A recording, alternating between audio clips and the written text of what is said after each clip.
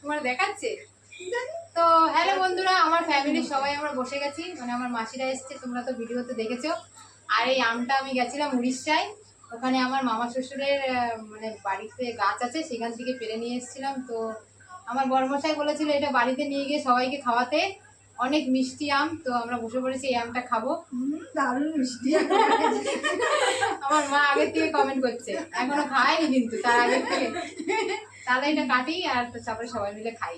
তারাও দেখি মিষ্টি দেখ, আম কাটে দেখ, কাটতে দাও আগে। ওর মধ্যে ইয়ে নেই, আঠি নেই নাকি? আঠি আছে কিন্তু অনেক পাতলা। আমটা কাটতে দেখি। ওইদিকে পেকে গেছে, রেখে দিয়েছিলাম না তো পেকে গেছে। কাঁচা আম নেই, পেকে গেছে। এটা কাঁচা খাওয়া দরকার ছিল, জানি না মিষ্টি লাগবে কিনা। তো এটা আবার নিয়ম আছে, এটা খোসার সঙ্গেই খেতে হবে। তো আমরা এত আমাদের বাড়িতে গাছ, আমরা কোনোদিনও এখনো কাঁচা আম বলো পাকা আম বলো খোসার সঙ্গে খাইনি।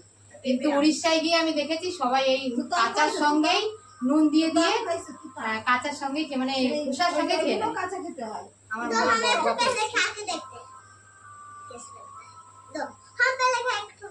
দাঁড়াও আগে দেখে নি কেমন লাগছে। আওয়াজটা আসবে কিনা জানি না, অনেক দূরে আছে ক্যামেরাটা, অনেক দূরে, না হলে সবাইকে দেখানো যাবে না বলে ক্যামেরাটা একটু দূরে করে রেখেছি আমরা। এই যে নুন, যদি মিষ্টি না লাগে তাহলে নুন দিয়ে খাবে।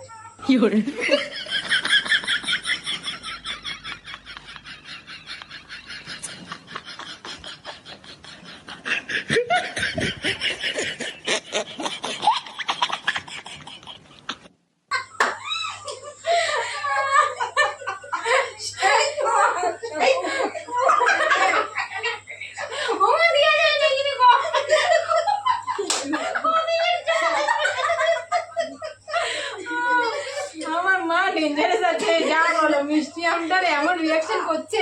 দেখো মাসির রিঅ্যাকশনটা দেখো। আমার মাসির রিয়াকশনটা খুব ভালো, কিন্তু আমার বোনের মাসির রিয়াকশনটা ভালো ছিল না। চাটা খুব সুন্দর। হ্যাঁ সুন্দর লাগছে। খুব সুন্দর আম। আর আঠিটা তোমাদেরকে দেখাই, এই দেখো